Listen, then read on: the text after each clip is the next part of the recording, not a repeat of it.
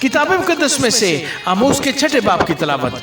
उन पर अफसोस जो सयून में बाराहत और कोहस्तान सामरिया में बेफिक्र हैं, यानी रईस अक़वाम के शुरफा जिनके पास बनी इसराइल आते हैं।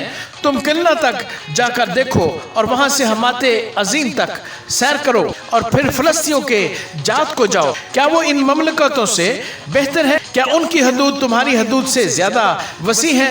तुम जो बुरे दिन का ख्याल मुलतवी करके जुल्म की कुर्सी नजदीक करते हो, जो हाथी दांत के पलंग पर लेटते और चारपाइयों पर दराज होते और गला में से बरों को और तवीला में से बच्चों को लेकर खाते हो और रुबाब की आवाज के साथ गाते और अपने लिए दाऊद की तरह मौसीकी के साज इजाद करते हो, जो प्यालों में से मैं पीते और अपने बदन पर बेहतरीन इत्र मलते हो, लेकिन यूसुफ की शिकस्ता हाली से गमगीन नहीं होते। इसी वो पहले असीरों के साथ असीर होकर जाएंगे और उनकी ऐशो निशात का खात्मा हो जाएगा। खुदा ने अपनी जात की कसम खाई है। खुदावंद रब्बुल फाज यूं फरमाता है कि मैं याकूब की हशमत से नफरत रखता हूं और उसके कसरों से मुझे अदावत है।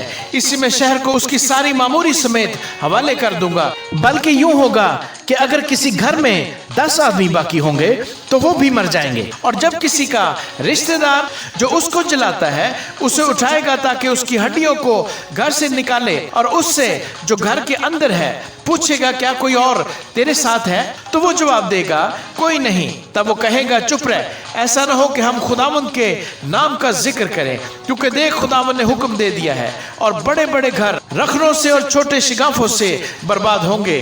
क्या चट्टानों पर घोड़े दौड़ेंगे या कोई बैलों से वहां हल चलाएगा? तो भी तुमने अदालत को इंद्राइन और समराहे सदाकत को नागदूना बना रखा है। तुम बेहकीकत चीजों पर फख्र करते और कहते हो क्या हमने अपने लिए अपनी ताकत से सींग नहीं निकाले? लेकिन खुदावंद रब्बुल फाज फरमाता है, ऐ बनी इसराइल देखो, मैं तुम पर एक कौम को चढ़ा लाऊंगा और वो तुमको हमात के मदखल से वादी अरबा तक परेशान करेगी। आमीन।